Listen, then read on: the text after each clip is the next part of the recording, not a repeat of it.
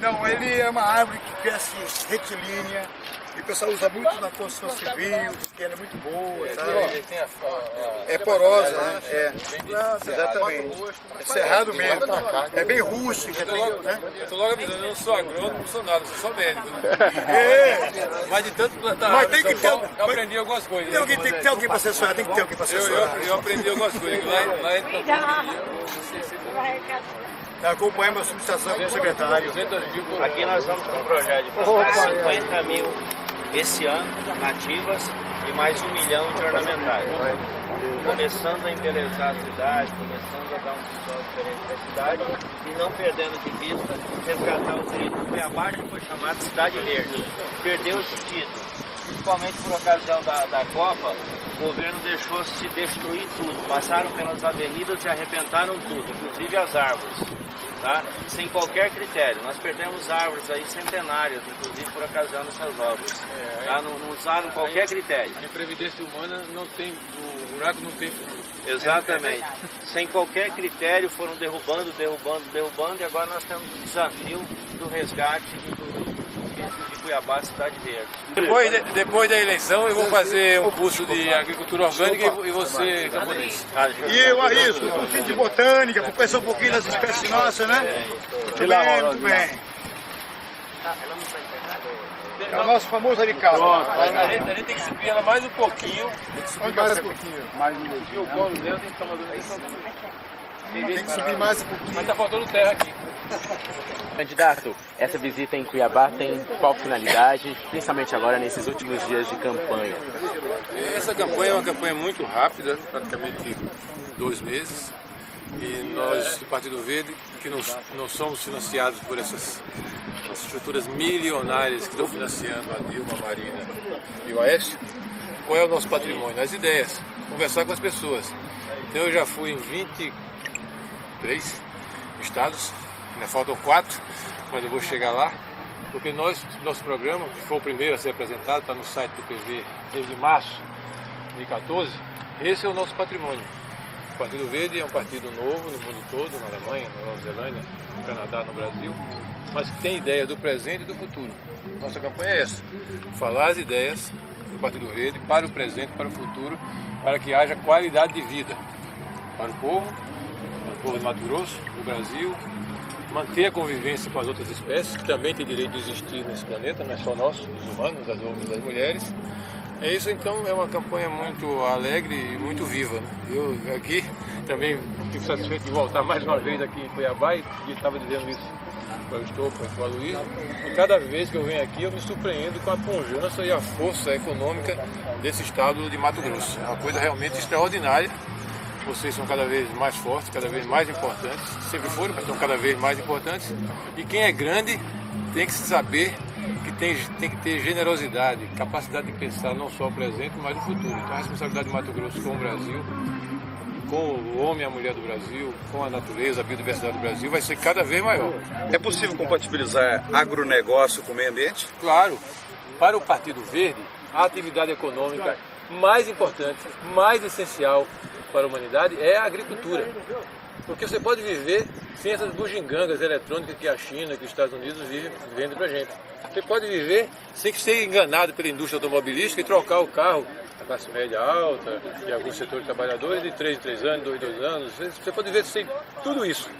Você só não pode viver sem alimentos. Portanto, a agricultura é, do ponto de vista do Partido Verde, a atividade econômica mais essencial. É claro, né? Como a gente viveu no século XIX e no século XX com o socialismo, nem aí para o meio ambiente, porque tanto o socialismo como o capitalismo, nesse ponto, tão diferentes em outros aspectos, nesse ponto são irmãos siameses. Eles nunca acreditaram que a natureza tinha limites e mandaram o trator na frente. Então agora, né, como a gente do Partido Verde faz no mundo todo esse diálogo com a indústria, com o serviço, para que tanto no capitalismo como no socialismo a produção, os serviços respeitem o limite da natureza, para que haja planeta para o seu neto. Você gosta do seu neto, se tiver, né? Então você quer que tenha planeta para ele. A mesma coisa o Partido Verde tem que fazer com a agricultura. seja a agricultura familiar, seja os assentamentos dos sem terra, seja grande negócio agrícola, né? Nós temos que dialogar para que ele continue existindo, porque ele é necessário, mas que ele seja cada vez mais sustentável, cada vez respeite mais as nascentes, cada vez respeite mais as áreas de proteção ambiental, respeite a biodiversidade, que o Brasil, junto com a Colômbia, são os 2 campeões mundiais. E isso vai ser um patrimônio para o Brasil nos próximos 30, 40 anos extraordinário, né? Então, o que a gente tem que ter com tanto a agricultura familiar, os assentamentos dos sem terras que conseguiram fazer a reforma agrária, às vezes estão aí, às vezes são frente de desmatamento, eles também, com o negócio, é fazer com eles essa evolução em direção ao século XXI. Uma coisa que precisa fazer. O senhor tem dito que não é a questão do aborto, que a questão não é o aborto, mas sim assistir as mulheres vítimas que tentaram o aborto e são desassistidas. Queria que o senhor esclarecesse sobre isso, sobre a política pública de saúde para essas mulheres. Bom, eu estava plantando árvores, eu fiquei 8 anos na Secretaria do Meio Ambiente de São Paulo e aprendi a plantar árvores. Nós plantamos lá 1.600.000 árvores em São Paulo, 200.000 por ano. Mas eu sou médico, né? A vida toda, eu tenho 40 e tantos anos de formado, sou médico e trabalho, sou médico funcionário da Secretaria Estadual concursado. Estou de licença, mas posso voltar daqui a pouco. Então, uma das coisas que é importante dizer isso, eu estou falando essa história em relação a essa lei machista, cruel, que classifica 800.000 mulheres brasileiras por ano como criminosas, isso é uma coisa medieval. Não pode continuar. Eu sou o autor da Lei de Planejamento Familiar do Brasil, porque eu fui 20 anos deputado, eu era o responsável na Comissão de Seguridade Social pela implantação das leis de apoio ao sistema único de saúde, fui autor da lei de medicamentos genéricos, fui autor da emenda constitucional que deu mais dinheiro para o SUS, a emenda 29/2000, que permitiu o SUS sobreviver, porque ele ia falir no ano 2000 se não fosse essa emenda minha, e o deputado Moscone do PSDB de Minas Gerais. Então, eu sou autor da Lei de Planejamento Familiar do Brasil. Então eu posso dizer isso com toda força, né, que o aborto, a interrupção da gravidez, não é planejamento familiar. É falha do planejamento familiar, é falta de planejamento familiar, é porque o Sistema Único de Saúde ainda não avançou na oferta do planejamento familiar como deveria. Mas, enquanto isso não acontece, 800.000 mulheres são consideradas criminosas, empurradas para clínicas precárias e muitas delas morrem. Quando não morrem, ficam com sequelas físicas, ficam com sequelas psíquicas. Então, como é que a autoridade sanitária, como é que a presidente da República, ainda mais sendo mulher, pode ignorar uma realidade dessa? Vou repetir, o Partido Verde, Eduardo Jorge, um médico de 40 e tantos anos de medicina, diz que o caminho para diminuir o número de abortos no Brasil é expandir o planejamento familiar, seguindo a minha lei, orientar as meninas e meninos, principalmente no ensino médio, para evitar a epidemia de gravidez precoce, que é uma coisa terrível no Brasil, meninas com 15, 16, 17 anos. Então são as duas propostas, expandir o planejamento de educação no ensino médio para evitar a gravidez precoce. Mas enquanto isso, a presidente da República, o governador dos estados, as autoridades sanitárias abandonarem 800.000 mulheres. E essas mulheres têm maridos, têm companheiros, têm famílias. Imagine o que é o drama disso todo ano no Brasil, de pessoas que sofrem esse problema de forma escondida, solitária, né? Então, Eduardo realmente, Jorge, essa é uma questão fundamental. Se eu legalizo, eu vou acolher a mulher que por algum motivo fez, que a mulher fez isso, se optou pelo aborto, é alguma coisa muito séria, porque a tendência da mulher é querer ter o filho. Algum motivo social, psicológico, afetivo, grave, levou ela a essa decisão difícil. Eu quero acolhê-la no Sistema Único de Saúde, atendê-la dignamente e orientá-la para da outra vez não faça, porque isso é sempre um risco. Você tem a chance de ir para o planejamento familiar. Então, isso que eu tentei falar com o Dom Raimundo Damasceno, já tinha concluído, porque essa questão é muito grave. É sobre isso mesmo. É isso, mas eu explicar o que eu falei, inclusive, para o nosso querido e gentilíssimo arcebispo Dom Raimundo Damasceno. Na verdade, a posição nossa é para diminuir, de uma forma consistente e sustentável e a médio e longo prazo, o número de abortos no país. Então, essa que é a questão. Revoga a lei, acolhe no Sistema Único de Saúde as mulheres que por algum motivo fizeram e oriento para da próxima vez, com o planejamento familiar, ela não precisar fazer. Existe não só uma reação das lideranças políticas a esse tema, existe uma reação da sociedade. Claro. Foi o episódio aí do Malafaia e da Marina. Como fazer para enfrentar esse conservadorismo que não está na cabeça só da Dilma, São duas mas questões. da sociedade, São duas, sim. por força da questão religiosa. Me fizeram essa pergunta lá na SBT, se não me engano, no debate. E realmente 73% hoje, se fizer uma pesquisa, é a favor de manter essa lei machista. Se houvesse um plebiscito, todo mundo teme que houvesse. Por isso do erro da Marina. Ela está lavando as mãos, entregando para o plebiscito, que se for feito agora, a mulher vai continuar sendo criminosa. Portanto, o plebiscito, nessa ocasião, não é a melhor maneira de ajudar as mulheres do Brasil. É lavar as mãos, como Pilatos fez. Por que existe essa posição de 70% contra? Bom, existe, é claro, por motivos religiosos, que é o direito da pessoa. Eu falei isso também lá na CNBB. A Igreja Católica e as igrejas evangélicas, se continuarem dizendo e orientando as suas mulheres católicas e evangélicas para não fazerem a interrupção da gravidez, podem fazê-lo. Porque nós somos defensores do Estado laico. Eles vão continuar defendendo isso, não tem nenhum problema. O que não pode é eles empurrarem, eles não têm sucesso no púlpito, de convencer as mulheres católicas e evangélicas a não fazerem, porque ignoram, porque são homens, e ignoram o drama das mulheres, concreto, real, e querem empurrar para o Estado o papel de ficar com o chicote batendo nelas. Isso é errado. Mas eles vão continuar tendo direito, pleno direito, porque aqui é o Estado laico, o PV não é um partido materialista, é espiritualista, valoriza as religiões, mas é Estado laico. Não pode um dogma religioso mandar no Estado, porque senão vira Irã. Aí é teocracia, aí é ditadura. Mas por que então, eu digo, e disse num outro debate, nem sei qual, que em parte essa resistência popular, que realmente existe, é por causa da covardia dos líderes. Porque os líderes políticos sabem disso, sabem dessa estatística, sabem que a mortalidade materna é ainda no Brasil muito alta, em parte por causa dos abortos precários e clandestinos. Acabou de morrer uma moça no Rio de Janeiro, está vendo o escândalo no Rio de Janeiro daquela moça Jandira, que sumiu até hoje, não apareceu. Então, e esses líderes, presidentes, governadores, ministros da saúde, que sabem disso, não dialogam com o povo, não explicam.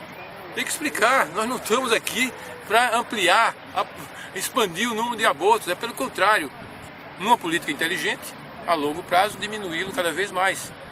Mas enquanto isso, enquanto o planejamento familiar não avança, enquanto a cultura do planejamento familiar não avança, inclusive a Igreja Católica pode nos ajudar muito nisso, porque infelizmente falei isso também para o Dom Luciano, quando o Dom Luciano, nosso queridíssimo, uma das maiores figuras da Igreja Católica recente, esteve discutindo comigo quando votou a minha lei do planejamento familiar.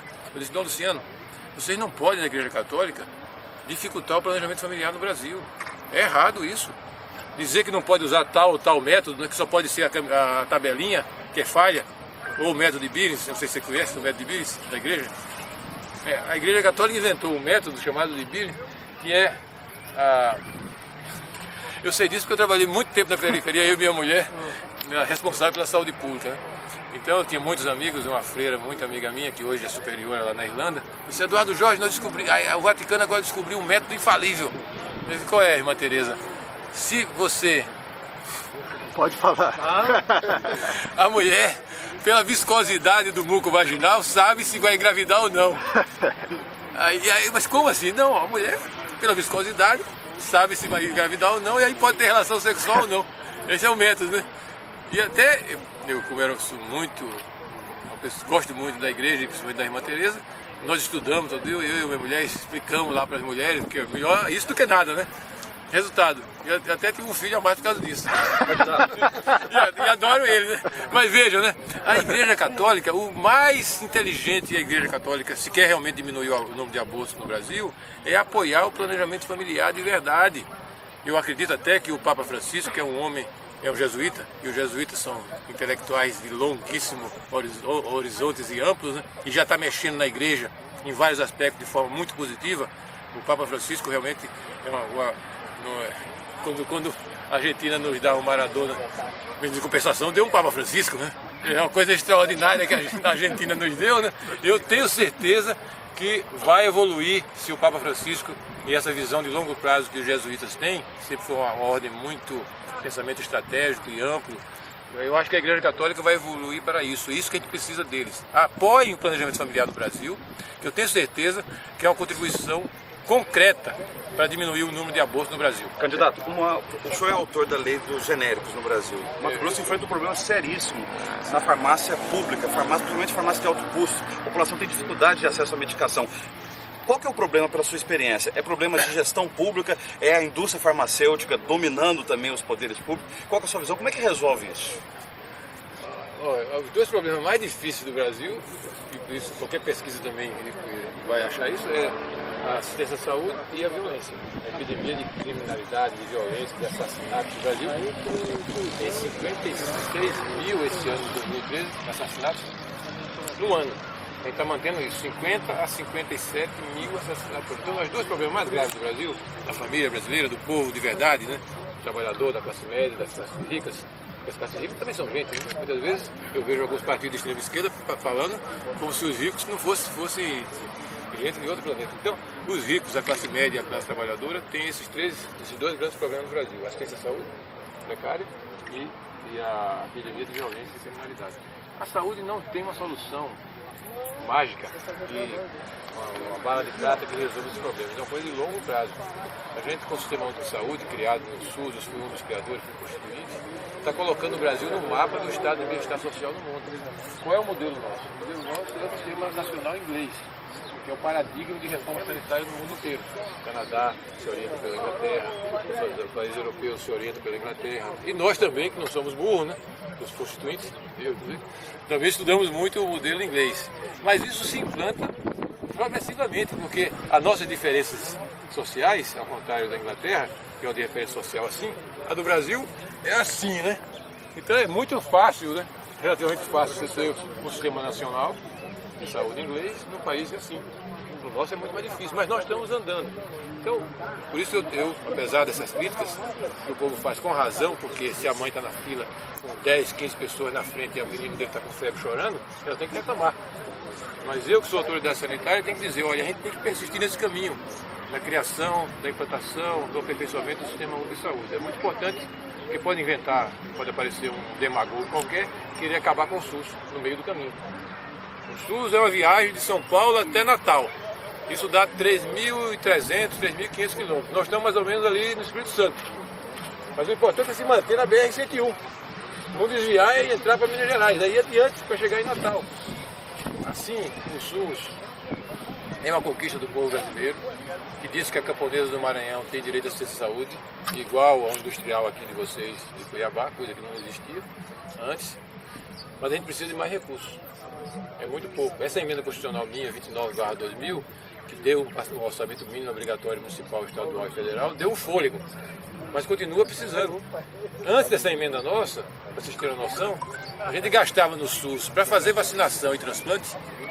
O Brasil, o SUS é o segundo sistema de transplante do mundo. Só os Estados Unidos faz mais transplante do que a gente. Com a diferença. Nos Estados Unidos, quem é pobre não faz, morre. Aqui no Brasil faz. É o SUS que paga tudo. Nós que pagamos tudo, porque o SUS não faz dinheiro. Nós, nos nossos impostos. Então, para você expandir esse sistema, que antes de 2000, com essa emenda nossa, gastava R$1 por pessoa por dia. Quanto é a passagem de ônibus aqui em Cuiabá? 2,80. Hein? 2,80. 2,80. Um terço da passagem de ônibus de Cuiabá para fazer o maior programa de vacinação do mundo, que é o nosso, do SUS. A gente erradicou o sarampo primeiro do que a Holanda, primeiro do que o Japão. Foi o Sistema Único de Saúde, com o seu programa de vacinação, que é o modelo mundial. A gente foi o país que foi o primeiro país com o SUS que conseguiu conter a epidemia de AIDS no mundo. Foi o SUS que fez isso.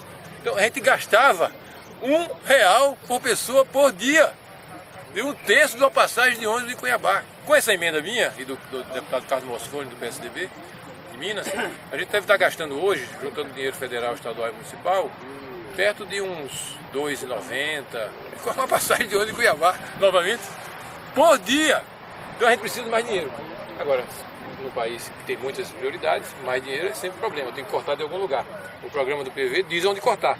Porque nessa campanha todo mundo diz que vai dar mais dinheiro para a saúde, mais dinheiro para a educação, mas não diz onde vai cortar. Nós estamos dizendo, está lá, não vou falar aqui, mas quem quiser estudar o programa está lá. Então tem que ter mais recursos. Proporcional ao que eu consegui cortar para não aumentar imposto. E ninguém quer que a gente aumente imposto também.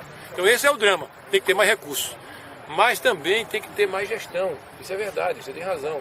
Alguns economistas que criticam a gente têm razão. O Sistema Único também tem que ser mais bem gestionado. E aí também o Partido Verde, e a minha experiência como secretário, que eu fui secretário de saúde 2 vezes em São Paulo, faz uma escolha. Qual é a escolha? Coerente com esse paradigma do Sistema Nacional de Saúde inglês, a questão chave no Brasil é ter uma atenção básica de qualidade. Vou dizer como é que funciona na Inglaterra. Todo brasileiro que já teve algum filho que estudou na Inglaterra sabe como é bom o sistema e como ele atende. Mas 40% dos médicos do Sistema Nacional de Saúde inglês são clínicos gerais. E o clínico geral não é um subespecialista, não é um médico de segunda. Pelo contrário, é o mais especializado, porque ele entende da gente toda. Os outros médicos especialistas, é especialista em ponta de orelha, especialista em pulmão. E você não é gente para ele, você é um pulmão, você é um fígado, você é uma orelha, né? O médico clínico geral, você é um homem inteiro, com história, com mãe, com pai, com filhos, com circunstâncias. Então na Inglaterra, 40% dos médicos são clínicos gerais. Cada grupo de 1.500, 1.800 pessoas ficam ligados àquele médico de clínico geral. Ele te atende, resolve 70%, 75% dos casos, portanto de uma forma muito mais racional, muito mais econômica. E quando você precisa de um encaminhamento, ele te encaminha. Mas ele não te joga no buraco negro dos especialistas do hospital, ele continua ligado em você, falando com o especialista, ó, eu sou esperto advogado seu, eu quero você de volta vivo, inteiro. Quero ver os resultados. Eu quero os resultados. Veja, isso é o sistema inglês. O Brasil e o SUS, que não tinham o mesmo dinheiro da Inglaterra, criou um sistema parecido com esse, que é o Programa Saúde da Família, aí completando a sua resposta.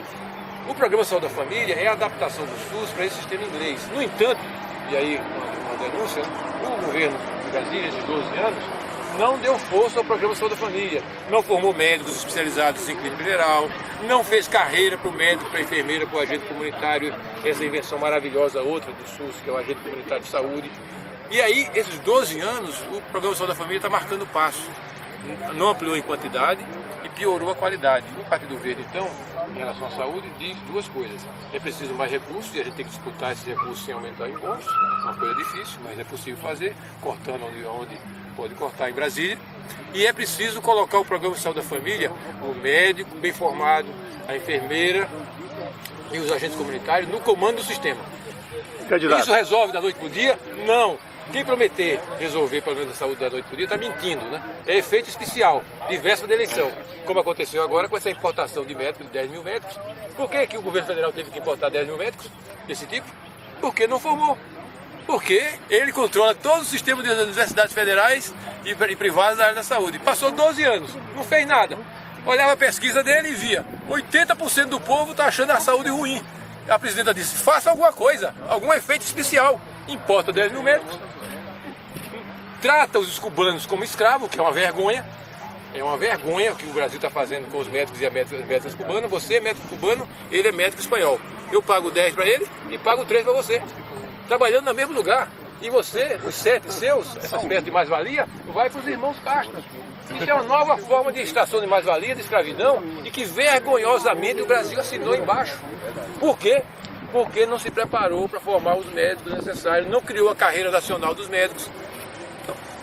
Candidato, saúde é uma coisa difícil, mas se a gente trabalhar direitinho, a gente avança. Candidato, existiria um pacto entre o senhor e o entendimento já prévio, o senhor e a Marina? Segundo turno, a pergunta dela do segundo turno. Segundo turno é segundo turno. A Marina apoiar o senhor passar, e o senhor passar ela, apoiar ela se ela passar? Eu fui constituinte, vou repetir. A gente criou o primeiro turno para dar liberdade para vocês. Para você não ser obrigado, no primeiro turno, votar no menos ruim. Então, o segundo turno é o seguro que o povo tem, e no primeiro turno votar com a cabeça e com o coração. E fortalecer os partidos. Fortalecer os partidos, por exemplo, por que é importante votar no Partido Verde? Porque essas teses que eu venho defendendo, às vezes com incompreensão até da uma parte grande da população, etc., mas são teses necessárias, eu preciso ter força para influir no segundo turno. Se a pessoa tem simpatia, eu vou andando por tudo quanto é canto, em São Paulo, em Cuiabá, em Juazeiro do Norte, o pessoal, você está falando coisa que deve falar, mas você vai votar em mim? Não, porque estou com medo que a mulher ganhe aquela lá. Pelo amor de Deus, vai ter segundo turno.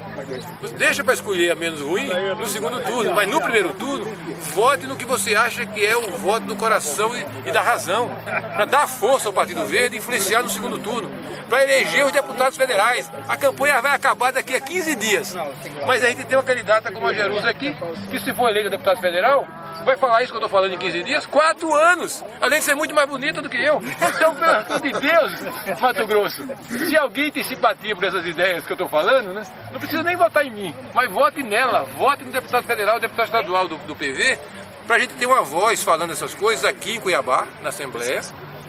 2, 3 deputados estaduais nossos, uma deputada federal, Mato Grosso, que é uma potência, não é possível que Mato Grosso, com a potência que é cada vez mais, não faça como a Suécia, não faça como a Alemanha, não faça como a Nova Zelândia, que tenha deputados verdes. Então é essa que é a questão. Se, no segundo turno, mas sem fugir para a sua resposta, se a gente tiver força, nós vamos falar com as duas candidatas, que vamos... Qualquer que seja ela. As duas, porque as duas são da mesma família, o partido dela, né? O Partido dos Trabalhadores e o PSB é da mesma família socialista. Aquela socialista como capitalista que nunca respeitou o meio ambiente. Então vamos ver qual dos dois partidos, PSB e Partido dos Trabalhadores, tem mais abertura com essas teses do futuro e do presente. Porque por enquanto, nenhum nem outro tem abertura. O PT está na cara. O PT é petrolístico, só pensa em petróleo e automóvel. É genético, né? Porque quando São Bernardo dá um espirro, aí o Lula, a Dilma despacham 3 ministros com canapés, com chazinhos, com lencinhos, para atender as multinacionais aonde eles tiveram origem. Né? E só pensa em petróleo, petróleo, petróleo. E o PSB também? O PSB, amigos, disputava com o PT da Bahia, o governador, rapaz muito preparado, foi uma pena que o Brasil perdeu a liderança como Eduardo Campos, mas Eduardo Campos e o PSB vivia numa queda de braço com o Jacques Wagner do PT, para ver quem ia instalar uma usina nuclear para usar a água do São Francisco. Você sabia disso? Não. Só não resolveu porque a queda de braço era muito forte, né? O Jacques e o Eduardo eram bastante jovens e fortes, e a Dilma não teve coragem de decidir por qual. Mas eles queriam implantar uma usina nuclear, coisa que a Alemanha está desativando, que acabou de ter esse acidente terrível no Japão. O Japão está gastando 200, 300 bilhões de dólares para recuperar. Pois bem, o PSB e o PT estão disputando nesse convênio que existe aí no Brasil e Alemanha, para ver quem vai instalar uma usina nuclear para usar a água do São Francisco. Então vejam, né? Então a gente do PV, no segundo turno, se tiver força do povo, se o povo votar na Jerusa, votar em mim, vai discutir no segundo turno, para ver qual dos dois chega mais perto da gente. Mas se não chegar, eu quero ir para a oposição e ter uma voz falando em Brasília e aqui, nos próximos 4 anos. Candidato, como que o senhor vê essa questão da popularidade que o senhor ganhou nos últimos debates e também principalmente nas redes sociais? Essa questão eu não entendo nada de rede social. Como que o senhor vê essa questão também, dessa popularidade crescente? Eu sou velho, tecnicamente sou velho, eu já tenho 65 anos. Então eu não entendo nada disso, porque o que eu gosto mesmo é de ler, né? Ler livro de papel. Eu gosto de ler livro de mais de 1000 páginas. Guerra Paz, Jean Cristóvão de Romão, Grande Sertão Vereiro, Luiz Sertões, eu gosto de livro grande, né? Então, nesse caso, né, eu tenho que ficar consultando meus meninos lá em casa, o que é isso, né? Estão falando mal ou bem de mim? Não sei, eu sei que estão falando. Por que a juventude se interessa por isso? Eu acho que é um certo fastio, né? Um certo desencanto com os políticos que se comportam cheio de maquiagem, totalmente engessados, só faz o que o marqueteiro manda fazer. Eu não estou nem aí para isso. Quando tem marqueteiro? Marqueteiro, no sentido tradicional, não. Tem uma pessoa que faz um programa de televisão, que é um rapaz muito bom, muito competente. Mas ele não manda nada em mim, coitado. A única pessoa que eu acho que manda um pouco em mim é minha mulher, porque ele é paraibano e é do sertão, e eu não sou maluco de eu desobedecer ela.